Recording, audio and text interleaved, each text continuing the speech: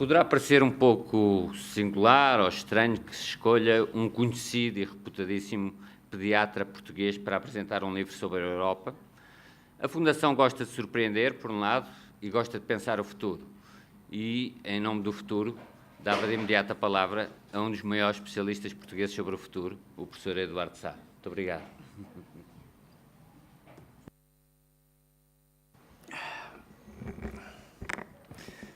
Muito obrigado, Sator. Muito obrigado por este convite e, antes de mais, eu quero cumprimentar-vos.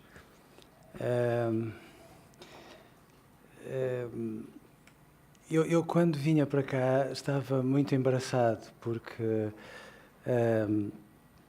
não deixei de me recordar de uma aluna minha de Câmara de Lobos, que um dia andava a passear por lá, e um dos meninos de Câmara de Lobos, aqueles meninos das caixinhas, vieram ter com ela e interpelaram-na, perguntando-lhe o que é que ela estava a estudar no continente, e ela não teve sequer tempo para responder, e o menino perguntou-lhe se ela andava a estudar para ser doutora, querendo saber se ela viria a ser médica, ao que ela respondeu não. E ele, sempre num ímpeto fora de lugar, perguntou-lhe, então, andas a estudar para ser advogada? E ela aí conseguiu dizer, não, eu ando a estudar para ajudar meninos como tu a serem mais felizes. Ao que ele fez um silêncio muito prolongado, depois ficou com um rasgo de luz no olhar e disse-lhe, já sei, és catequista. E eu, ao vir por aqui, pensei, meu Deus, o que é que eu fiz? Porque eu conheço a Maria João Valente Rosa e o Paulo Chitas de livros, leio-os atentamente, estava longe de imaginar um desafio como este, e, portanto, eu sinto-me com limitações em relação à leitura deste livro. Devo também dizer, para contextualizar, e sobretudo a Maria João vai-me desculpar, que eu tenho, não fico já zangada comigo, que eu tenho algum mal-estar em relação aos números, não levem a mal. Por uma razão simples, eu acho a matemática absolutamente fascinante, porque nos permite pensar de uma forma abstrata, e acho que quando nós conciliamos e compatibilizamos uma forma abstrata e uma dimensão simbólica, ficamos pessoas invulgarmente bonitas. E tenho medo que nós vivamos num tempo onde se dê mais credibilidade ao número do que à palavra, e é um bocadinho esquizofrénico, acho eu, porque às vezes se valorizam mais os números do que a matemática, e não tanto a leitura que se faz deles, mas, no fundo, o modo como eles são usados em muitas circunstâncias para nos intimidar, como se nós não tivéssemos direito àquilo que é a imagem de marca mais magnífica da natureza humana, que é a subjetividade, que nos tempos que correm quase parece ter um imposto de capitais, porque, no fundo, sentirmos, imaginarmos, discorrermos, sermos capazes de ser verticais e agirmos em função de convicções parece tão demasiado jurássico que, de repente, acaba por ser inquietante fazê-lo. E, portanto, eu acho ótimo olhar para os números, porque acho que eles nos ajudam a ser de uma sabedoria tão grande que aquilo que eu vou fazer, eu tinha pedido licença à Maria João para fazer assim, é, no fundo, fazer uma leitura brevíssima, como não podia deixar de ser. O momento não é meu, é da Maria João e do Paulo Chitas, mas, sobretudo, a partir deles, e de alguns deles, sobretudo de alguns deles, aproveitar para virá-los do avesso e ajudar, eventualmente, a interpelar-vos um pouco mais. Eu estive numa reunião de departamento da minha faculdade e, nessa reunião, provavelmente por solidariedade comigo, o meu iPad fez uma morte súbita e, portanto, eu estou com o texto escrito no meu iPhone, daí eu precisar de óculos, porque isto é tão minúsculo que eu não tenho outra alternativa. Nós estamos a falar de um livro que faz uma leitura comparada de alguns números entre Portugal e a Europa, tomando em consideração algumas variáveis que são particularmente esclarecedoras. A população e o território, por um lado, mas sobretudo as famílias e os modos de vida, a economia e sobretudo o Estado social. Vou, se me derem licença, aproveitar alguns destes números para tentar, humildemente, pôr à discussão e para que então sim, a Maria João e o Paulo, enfim, nos deem tudo aquilo que só eles mesmos nos podem dar. É uma delícia, sobretudo para mim, que vou ficando cada vez mais velho, perceber que este país não é para novos. Eu acho curiosa a forma como se lida com o número de idosos e o modo como ele tem superado, nomeadamente desde 2011, o número de jovens. E acho muito importante porque me parece, correndo o risco de estar manifestamente enganado, que a forma como se lida com os idosos é, às vezes, manifestamente vergonhosa. Eu acho inacreditável que se lide com as pessoas mais velhas como se, no fundo, fossem, às vezes, aparentemente débeis, mais ou menos adestráveis, e acho uma vergonha que alguns lares de terceira idade, corroborando aquilo que eu estou a tentar dizer, tenham designações tão infelizes como A Caminho do Paraíso, Sétimo Céu e A Próxima Eternidade. E, portanto, acho muito importante que definitivamente as pessoas percebam que termos uma população mais envelhecida traz inquietações, muitas inquietações. Devo dizer-vos que eu às vezes fico atónito quando vejo que a natalidade não é uma questão de regime. Parece não preocupar os candidatos à presidência da República, parece não preocupar os diversos grupos parlamentares, e acho até graça que às vezes as pessoas não nos expliquem a nós, cidadãos, como é que se pode promover a natalidade quando os infantários, os berçários e os jardins de infância em Portugal são mais caros que muitas universidades privadas. Eu até gostava que nos explicassem como é que é suposto que uma família da classe média possa ter entre os 0 e os 6, por exemplo, 2 ou 3 crianças, porque atendendo à ausência de uma ideia do que é que se quer da família, acho inacreditável o nível, peço desculpa, de alguma irresponsabilidade que parece ser transversal e aí sim da maior democraticidade. Fiquei muito preocupado ao dar-me conta que a esperança de vida das mulheres é de 82 anos e a dos homens 76, e fui levado a perguntar se isso tem alguma coisa a ver com o material de que uns e outros são feitos. A minha amiga Isabel diz, não, eu tenho a resposta, não sou eu que digo, é ela. Os homens sobrevivem menos tempo porque têm que lidar com as mulheres todos os dias.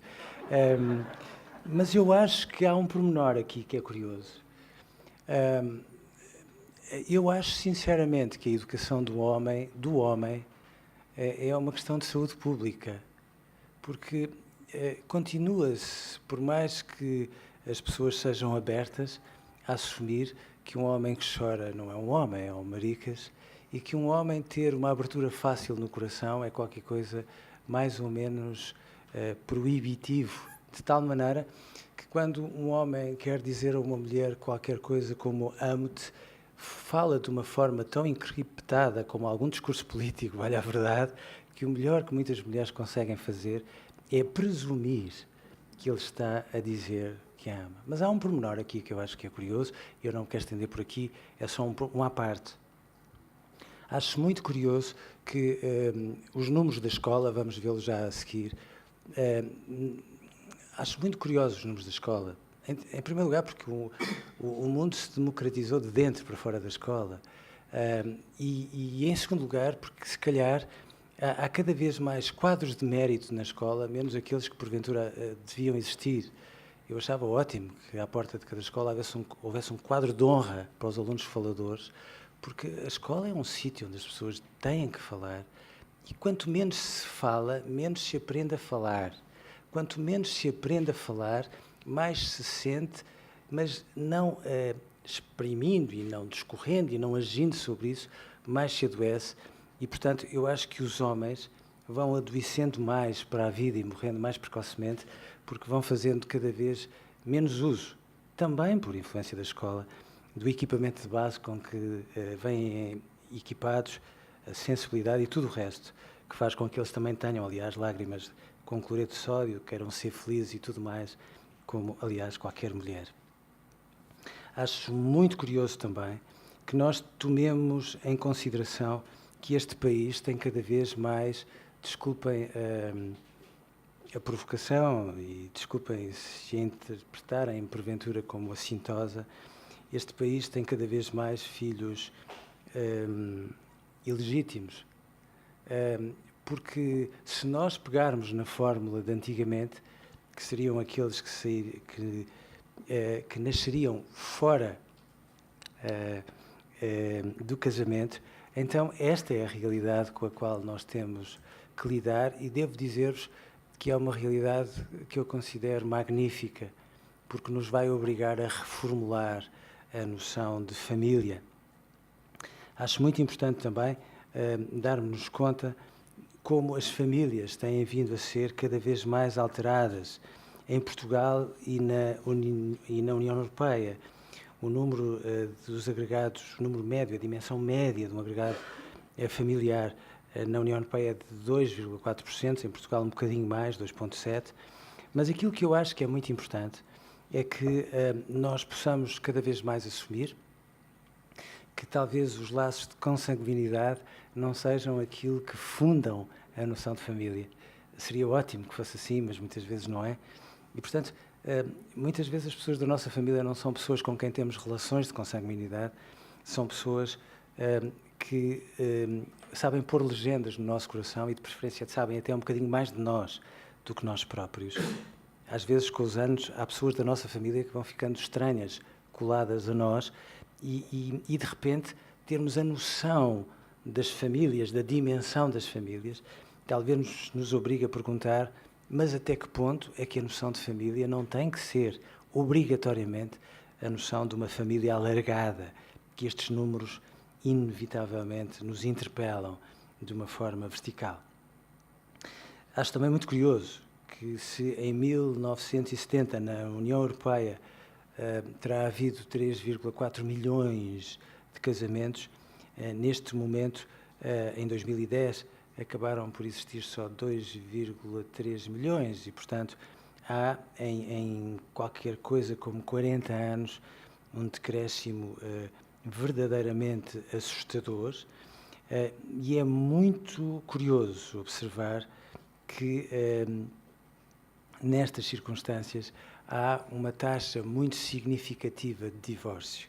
Cada vez mais a taxa de divórcio não acompanha a taxa de casamento e os números indicam-nos que por cada 100 casamentos em Portugal há qualquer coisa como 64 divórcios. Nos 74, exatamente, 74 era o número que, entretanto, foi lançado muito recentemente. E eu acho muito importante isto, devo-vos dizer, e peço-vos só um pequeno momento para chamar a atenção de um pormenor. Eu acho muito importante que, em relação à taxa de divórcio, não se adote um discurso demagógico, como tantas vezes eu vejo. Em primeiro lugar, não quer dizer que sejam as pessoas, os 100 casamentos que hoje existem, que vão desencadear, depois da manhã, 74 divórcios. É muito importante que isso, de algum modo, fique claro. Mas é também muito importante que nós, de uma vez por todas, não baixemos os braços e não capitulemos diante da tentação de dizer aquilo que eu tantas vezes já ouvi perante estes números, que é qualquer coisa como: a família tradicional está em crise, ou, se preferirem, a família é uma instituição em crise. Com todo o respeito, em relação à família, evidentemente, A família, eu acho que a família é muito mais que uma instituição, começando pelo princípio.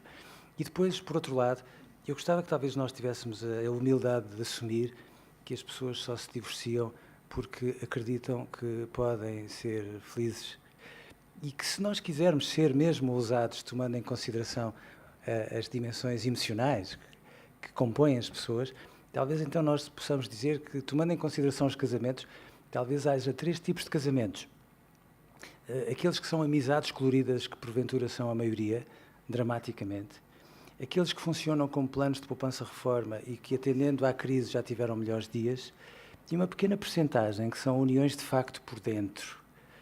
Eu acho muito importante que as pessoas cada vez mais, até porque a esperança de vida é cada vez mais clara e que tem os solavancos que todos conhecemos, não queiram guardar para outra vida aquilo que de alguma forma podem ousar tentar nesta.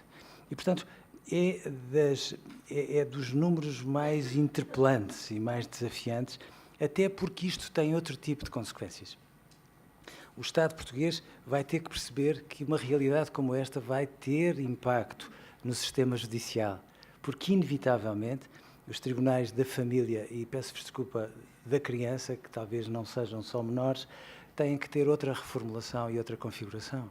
O Estado português vai ter que perceber que a responsabilidade parental e a guarda são realidades que têm que ser trazidas para a discussão de outra forma. Não faz sentido que a guarda esteja dependente da residência de uma criança. E é muito engraçado ver como estes números mudam tanto, que há uma espécie de bolsa de um feminismo que eu julgava que já não existia em Portugal, que de repente se chegou à frente e disse: não, as mães são equipamento de base para as crianças e os pais são equipamento de opção, insurgindo-se contra os pais que hoje querem legitimamente assumir as responsabilidades parentais. Estes números são muito bonitos porque fazem com que a família se transforme profundamente. A família, ao longo dos séculos, foi, porventura, sempre machista e matriarcal, e hoje as famílias estão cada vez mais diferentes. E têm outro tipo de desafios que eu acho muito importantes. É que este tipo de números faz com que haja muitas famílias reconstruídas. E muitas famílias reconstruídas faz com que cada vez mais muitas crianças tenham uma mãe, um pai, uma segunda mãe. As madrastas no século passado eram o que eram, mas hoje não são mesmo como os irmãos Grimm muitas vezes descreviam. E tenha um segundo pai e às vezes um padrasto, perdoem-me a expressão que é áspera, é um bocadinho mais pai que muitos pais. E às vezes, em vez de terem 2 avós, passem a ter 4 e, de repente, a família tornou-se mais matizada, mais plural e, obviamente, muito mais desafiante, o que só assusta as pessoas que precisavam de uma configuração espartana e estreita, sob pena de, rapidamente, poderem desequilibrar-se. Só mais 2 ou 3 números e depois, obviamente, eu tenho mais é que sair de cena. É muito importante darmos conta que, de 1960 para cá, houve muitas mudanças, nomeadamente na taxa de natalidade, e é muito importante darmos conta que, se em 1960, nomeadamente, o número de crianças por mulher era de 3,2, entretanto passou para 2,1 em 1980 e para 1,45 em 2011. Mas o que eu acho muito importante é isto, é que, curiosamente, os números nos dizem que em nenhum país da Europa a taxa de nascimentos compensa de maneira a que haja uma renovação automática das gerações. E isto traz um desafio que me parece francamente fascinante em muitos aspectos. É muito inquietante, tomando em consideração a sustentabilidade da segurança social, mas é muito desafiante a outro nível. É que provavelmente os países da Comunidade Europeia, para continuarem a cumprir com toda a multiplicidade das funções que têm ao seu dispor, vão ter que se abrir à imigração e provavelmente a imigração não vai ser uma catástrofe, vai fazer com que os países sejam, como Leopoldo Senghor dizia muito bem, cada vez mais mestiços, dando credibilidade àquilo que nós já somos, provavelmente, por dentro, mais do que imaginamos. É muito importante também um outro aspecto. é que em 1960 a maioria dos 200 mil bebés que nasciam em Portugal nasciam em casa, nasciam no contexto de pais casados, mas que, com a ajuda de uma parteira, mas era muito importante darmos-nos conta que em 1960 a taxa de mortalidade infantil era próxima de 80%. O que significa que, em termos absolutos, nós nos damos conta de uma realidade muito curiosa, é que provavelmente, se hoje nascem 100 mil bebés por ano, se em 1960 nasciam 200 mil, se em 1960 a taxa de natalidade era próxima de 80%, então provavelmente hoje nascem mais bebés do que à primeira vista pode parecer. Só mais um ou dois pormenores, e Maria João e o Paulo dar-me licença, e eu vou-me calar. Mas chamar a atenção para um pormenor que eu acho muito importante. Em 1974, 35% da população portuguesa, e vamos nos centrar agora na população portuguesa, não tinha concluído qualquer nível de ensino.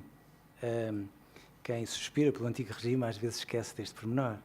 E o analfabetismo afetava uma fatia muito importante da população, hoje serão 5%, hoje dados de 2010, sendo que naquela altura 1,3% da população portuguesa era beneficiária de pagamento de pensões, hoje serão à volta de 40%, e que a preços de 2006 a pensão média da Segurança Social era de 100 euros.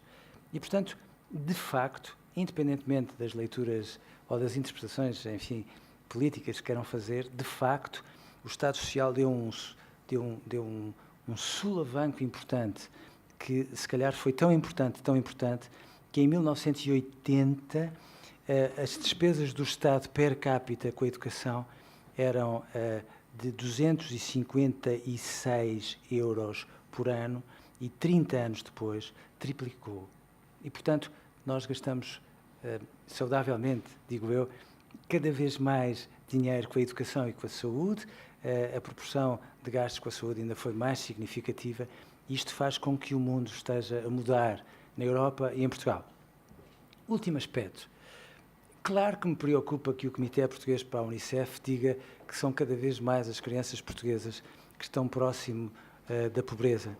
Claro que a mim me preocupa cada vez mais que haja depois algumas particularidades que eu acho muito curiosas, porque de facto há estudos que dizem que a preços reais uma criança pode custar a cada pai por dia, em relação àquilo que um pai gasta e em relação a tudo o que implica a educação de um filho, até 75 euros por dia. Mas também há estudos divertidíssimos que dizem que as crianças portuguesas são aquelas que têm um valor de mesada mais elevado na comunidade europeia e que, ao contrário das crianças alemãs, às vezes há umas coincidências estranhas, as crianças portuguesas gastam mais as mesadas em guloseimas e as crianças alemãs vão poupando alguma dessa mesada. Há manifestações ótimas por nós sermos latinos e, portanto, nós não as devemos, todavia, desprezar. Portugal e Europa, os números, de Maria João Valente Rosa e de Paulo Chitas, é um livro muito gostoso de ler. É um livro didático, completamente despretensioso, mas talvez por tudo isto profundamente interpelante. Eu não tenho dúvidas que a Fundação Francisco Manuel dos Santos só tem que estar orgulhosa por mais este trabalho, não só por este, pelos ensaios da Fundação, e eu, a Fundação, à Maria João e ao Paulo, só tenho mesmo que dar um abraço de parabéns e agradecer de forma embaraçada por estar aqui e o privilégio que me deram. Muito obrigado.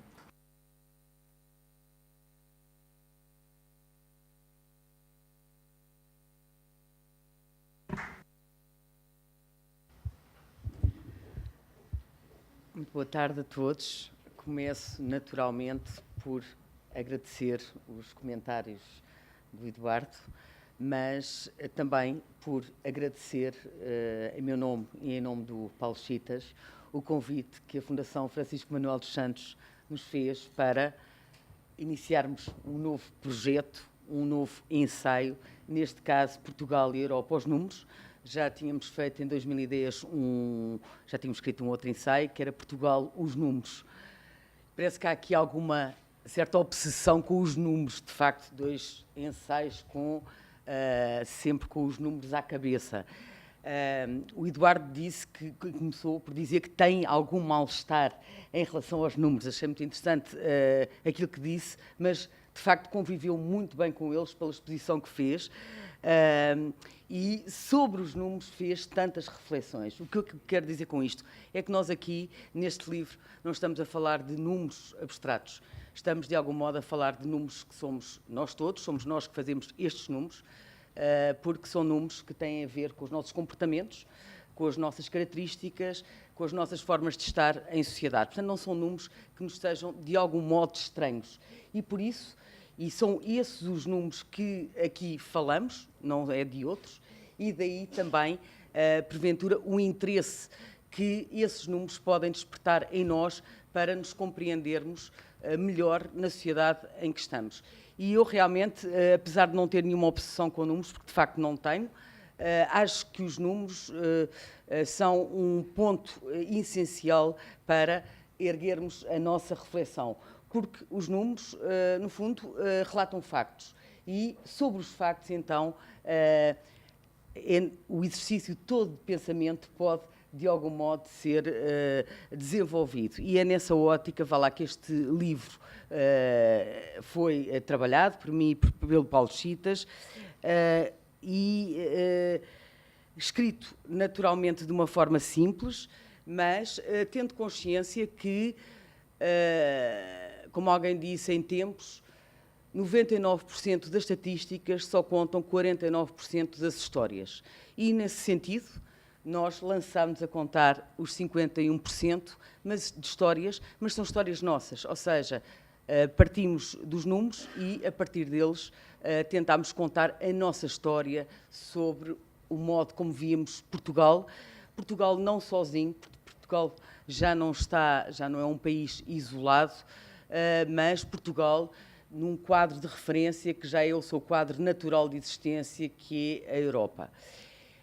E debruçámos sobre alguns temas, fizemos seleções e debruçámos sobre aqueles temas que entendemos como mais importantes para nós próprios, desde as famílias, às condições de vida, passando também, naturalmente, pela economia e também, obrigatoriamente, pelo Estado Social, Educação, Saúde e Proteção Social.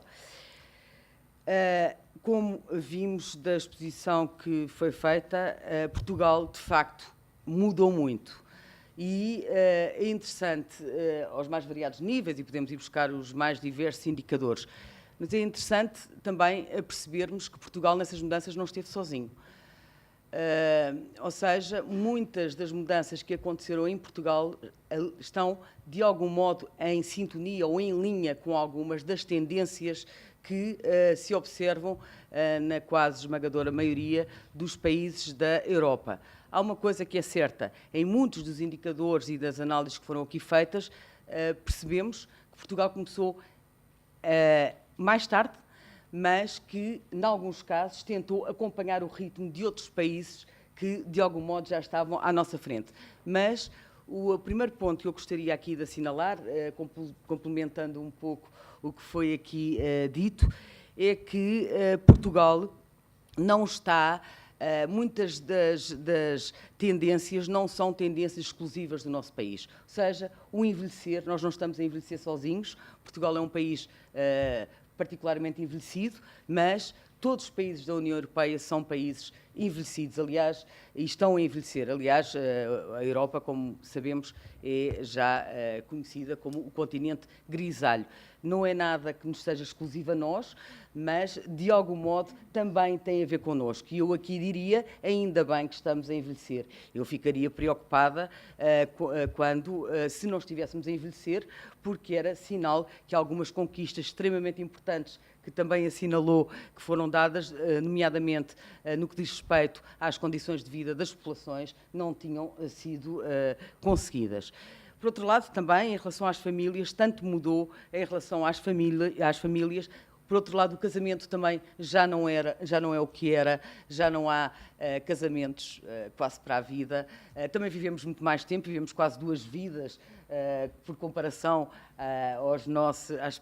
às pessoas que entraram na idade adulta nos anos 60, mas já temos, o casamento tem já uma dimensão bem diferente da que tinha nos anos 60. Quero eu com isto dizer que também alguém que nasce hoje já vai encontrar em Portugal um mundo bem diferente daquele que eu encontrei quando aqui nasci, que nasci exatamente nos anos 60. Este livro permite-nos, de algum modo, contextualizar aquilo que se está a passar no nosso país, olhando para outros países e outras realidades, mas também foi nossa preocupação tentar desconstruir algumas ideias, porventura feitas, como seja, por exemplo, que somos um país pequenino. De facto, não somos, do ponto de vista demográfico, não somos um país pequeno, somos o 11º país da União Europeia a 27, agora somos 28, mas continuamos no 11º porque a Croácia não nos ultrapassou.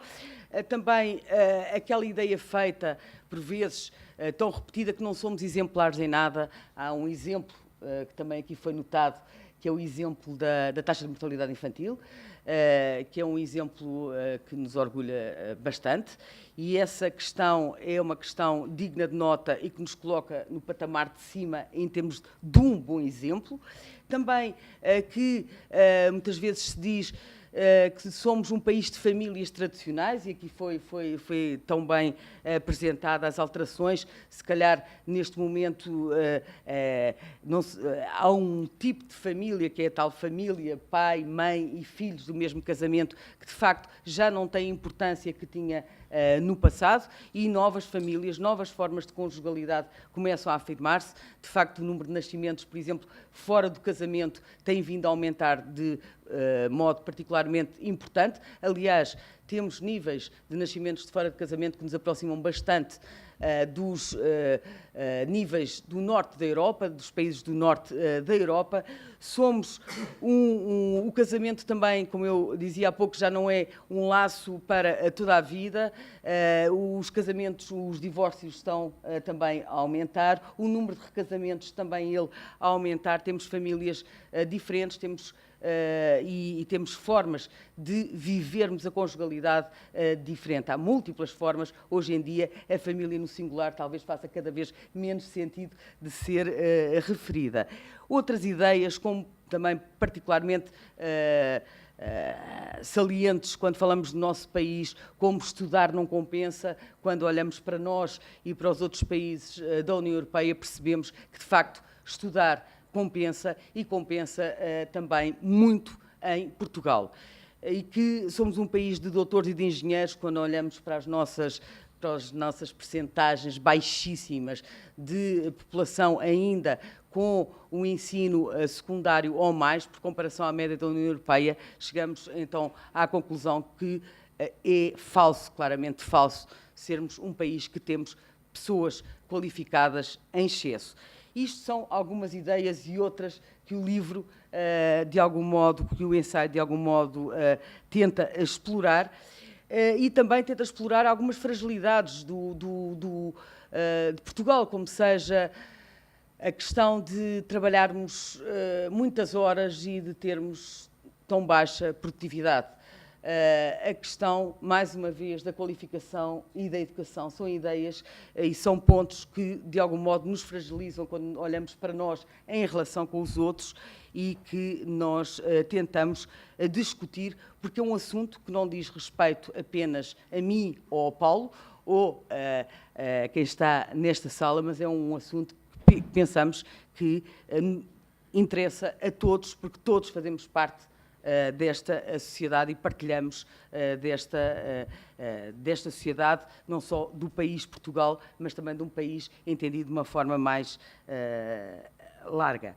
E também, em relação a Portugal, muitas vezes tendemos a dizer somos parecidos mais com este, somos parecidos mais com aquele. Bem, do livro e da análise que fizemos, há claras semelhanças, por exemplo, com os nossos irmãos espanhóis, mas nem sempre estamos mais próximos dos espanhóis que de todos os outros países da União Europeia e às vezes até temos fortes semelhanças com os países do leste europeu. Muito bem, mas isto é um convite, eu não vou esgotar naturalmente aqui as ideias e as reflexões que foram feitas a propósito destes factos e já agora, para não tomar o tempo todo, gostava que passar a palavra ao Paulo Chitas, autor deste livro também, para também nos falar um pouco de algumas ilações que tirámos a partir da análise que fizemos sobre Portugal, no contexto da Europa. Muito obrigado, Maria João. Antes de mais, agradecer a vossa presença, muito obrigado, e agradecer também ao professor Eduardo Sá a amabilidade em aceitar o convite para apresentar o nosso livro, muito obrigado, e agradecer também à Fundação Francisco Manuel dos Santos a oportunidade que nos deu, a mim e à Maria João, de escrever um segundo ensaio. Sinto que é um privilégio ter essa oportunidade de escrever de novo um ensaio para esta coleção. A Maria João resumiu muitas das ideias que nós desenvolvemos nos capítulos do nosso livro e a nossa preocupação em, a partir dos números, contar histórias. E, depois de termos feito essa análise, na parte final do nosso livro, apresentamos algumas notas finais e dessas gostava aqui rapidamente de vos dar conta, de forma muito breve, permitindo-vos depois colocarem as questões que entenderem e partirmos então para uma parte mais de debate. Bom, a primeira ideia que eu gostava de vos passar é que Portugal chega aos anos 70, 80 com um pesado fardo às costas, um fardo muito difícil, muito pesado. Temos níveis de educação extraordinariamente baixos no nosso país, que podem ser medidos através de um conjunto de indicadores, mas, por exemplo, podem ser medidos através do número de pessoas que não tinham concluído qualquer nível de ensino, e vemos que, por comparação com os outros países europeus, estamos numa situação trágica. Chegamos também a essa altura com níveis de saúde bastante baixos em relação ao resto da Europa. Isso pode ser medido, por exemplo, através da taxa de mortalidade infantil, que nos colocava numa situação trágica face a muitos dos países europeus com que nos gostamos de comparar. E em relação às medidas de apoio social, também estávamos numa situação dramática, difícil. Não havia pensões de velhice, por exemplo, generalizadas, e quando havia, eram extraordinariamente baixas. Portanto, nós chegamos aos anos 70, 80, numa situação, a nossa situação era essa, tínhamos um fardo muitíssimo pesado. Mas avançámos bastante rápido e começámos a convergir com a Europa numa série de áreas. Essas áreas têm uma coincidência com aquilo que nós nos habituamos a chamar Estado Social. Ou seja, na área da educação, da saúde, da proteção social, fazemos um caminho rápido e bastante rápido em certas áreas. Em certas áreas, nós fazemos um percurso em 20, 30 anos que outros países demoram um século a fazer. Vão-no fazendo paulatinamente, ao longo do tempo, nós fazemos-lo de forma acelerada. Isso acontece, por exemplo, na educação. Hoje em dia, as universidades e os politécnicos portugueses formam tantos licenciados quanto a média da União Europeia. Há indicadores que mostram que a quantidade de pessoas que estas universidades formam é equivalente àquela que ocorre na Europa. Hoje em dia temos taxas de mortalidade infantil, apesar da situação dramática que tínhamos nos anos 60, das melhores da Europa.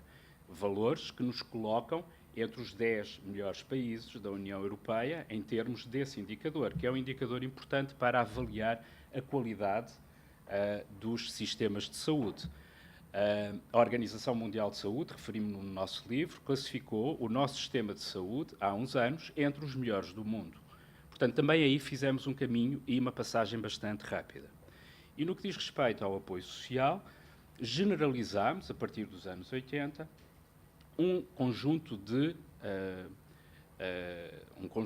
grande e alargado de prestações sociais, nomeadamente as pensões de velhice, que cobrem hoje grande parte dos portugueses que ultrapassam a idade para a reforma.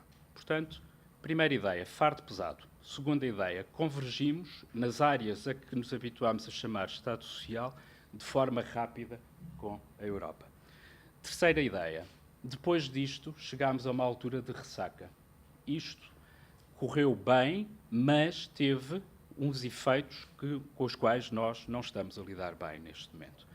Essa ressaca traduz-se, em termos económicos, em déficits crónicos da administração pública portuguesa, traduz-se hoje em dia em níveis de dívida pública extraordinariamente elevados, traduziu-se durante muitos anos em balanças comerciais deficitárias no país e, portanto, chegamos a uma situação em que olhamos para essas conquistas com algum amargo de boca, com algum desalento.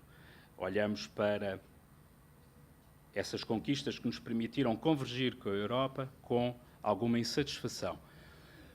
Não só por causa da situação difícil em que nos encontramos, mas também porque parte desse esforço ainda não produziu os resultados que nós queríamos que produzisse. E que, apesar de termos avançado muito rapidamente em algumas destas áreas, ainda há coisas que não conquistamos. Ainda há coisas que estão para além daquilo que nós conseguimos, mas continuamos a almejá-las, de alguma forma. A última ideia com que gostava de terminar é que este esforço que nós fizemos é um esforço que não se pode perder. Este é um esforço que as últimas 2, 3 gerações de portugueses, de uma forma ou de outra, tornaram um desígnio de si próprios e o país tornou um desígnio de si próprios. E, portanto, apesar da situação difícil em que estamos, temos de reinventar-nos e temos de repensar-nos de forma a não morrer na praia, de forma a que o náufrago, depois de ter vencido as ondas e o mar tempestuoso, quando está a chegar à praia, não se sobre precisamente no momento em que chega à terra firme. E era com essas ideias que eu gostava de terminar. Muito obrigado.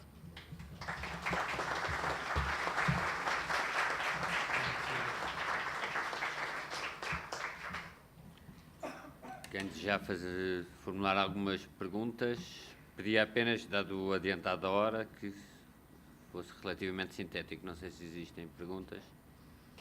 A minha pergunta incidia sobre a questão do meio frango, passa a expressão. Do meio frango, não é? Portanto, que está inerente às estatísticas, não é? A questão básica é, esses números são números médios, não é? Portanto, mas se formos observar a realidade do território, os números são muito desiguais, não é? Portanto, em termos de distribuição territorial. E hoje temos comunidades muito pequenas, cada vez mais pequenas, envelhecidas, não é? E cujo potencial de oferta em termos de capacidade de desenvolvimento para novas gerações certamente será muito reduzido. Poderão comentar este aspecto? Sobre a questão do meio frango, e está-se a aproximar a hora de jantar, portanto convém falarmos de frangos nesta altura. De facto, o país é um país muito assimétrico das suas mais variadas vertentes e consoante a área, assim, a assimetria também muitas vezes é diferente. Mas somos um país com muitas assimetrias internas do ponto de vista social, económico, etc.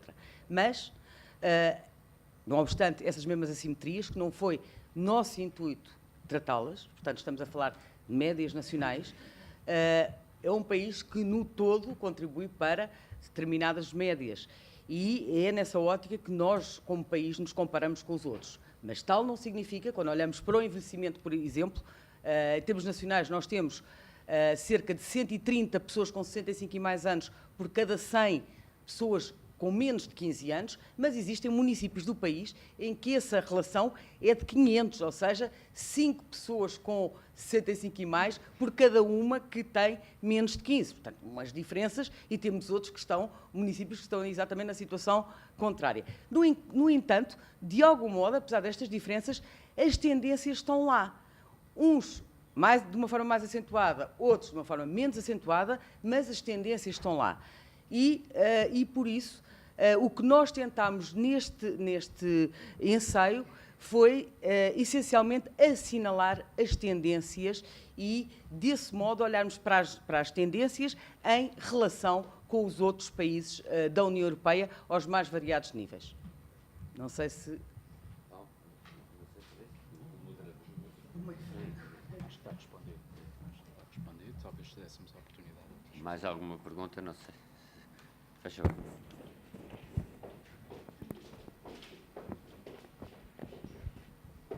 O doutor Chitas disse que fizemos em 30 anos o que outros levaram 100 anos a fazer.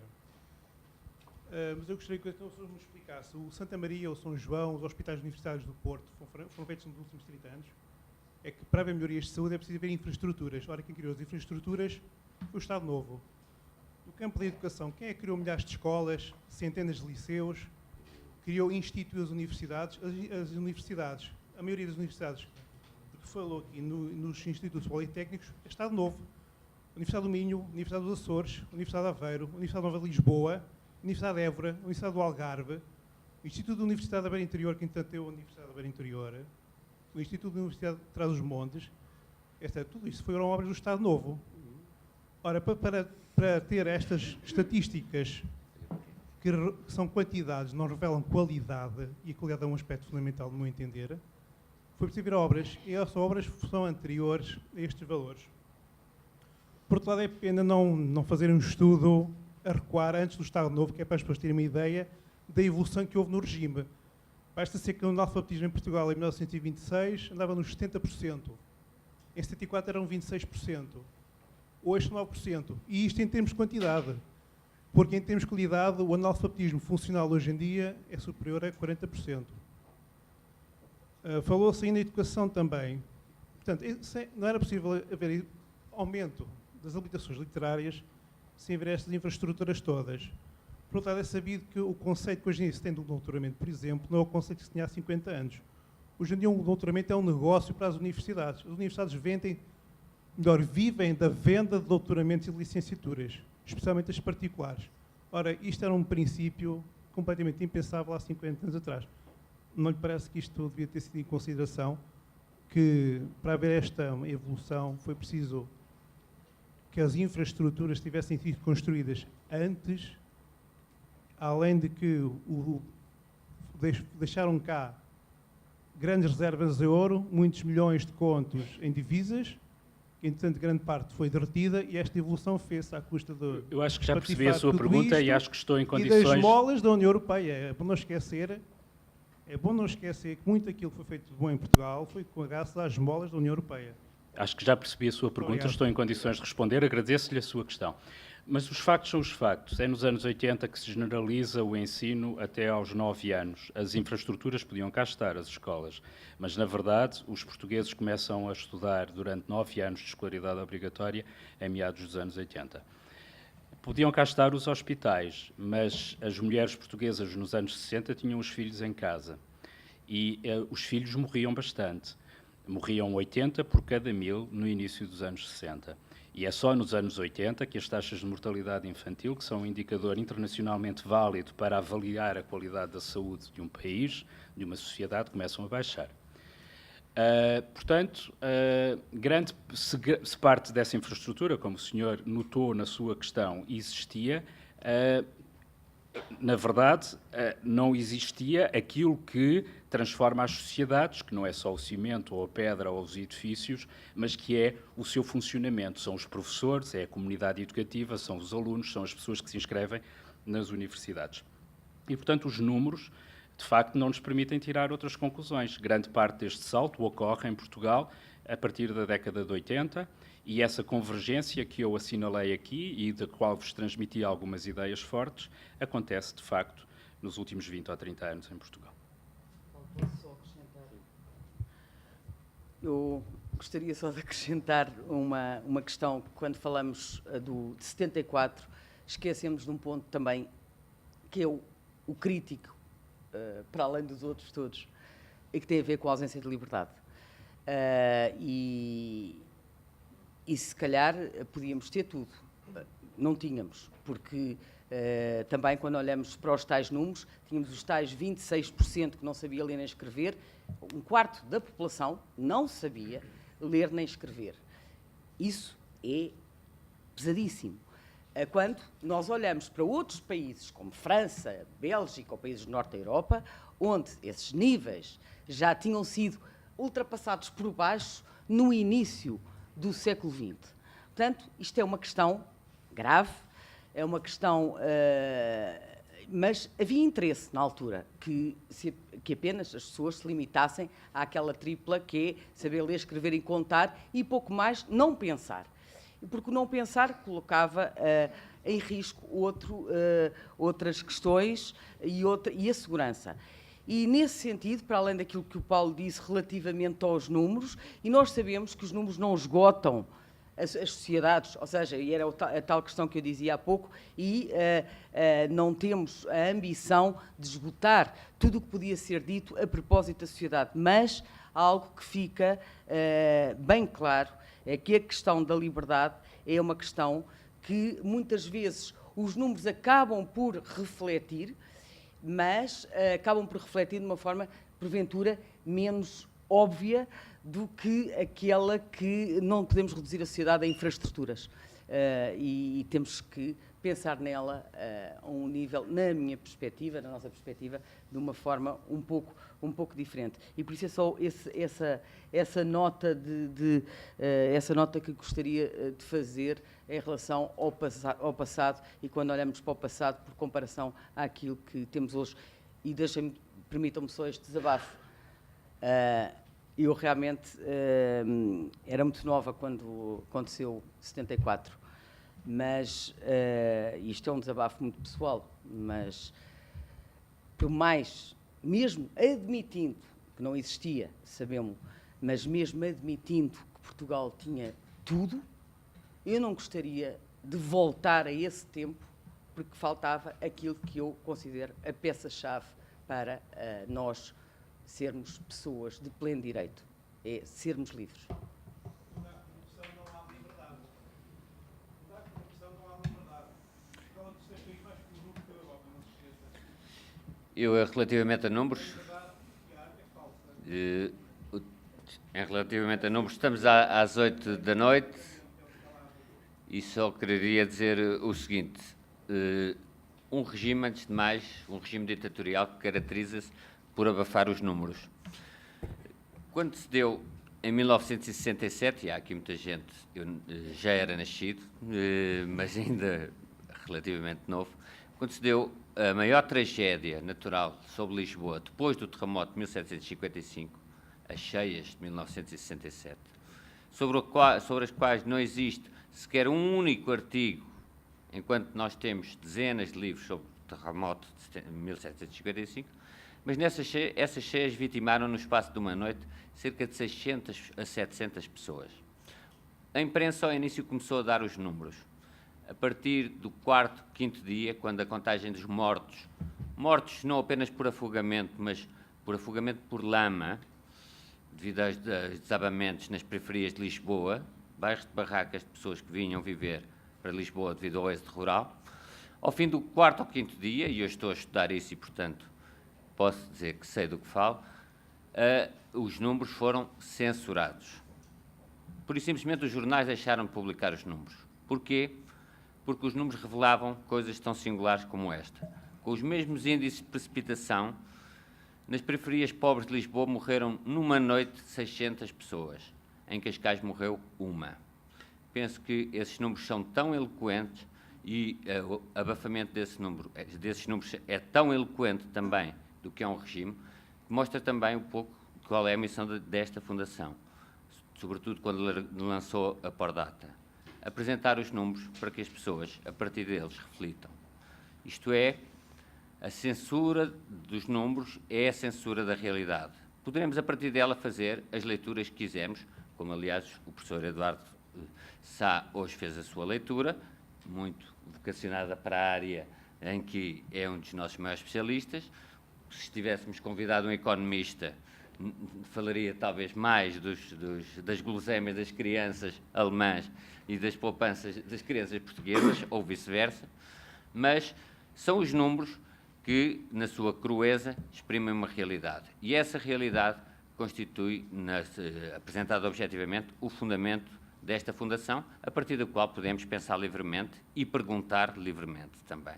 Muito obrigado a todos. Boa noite.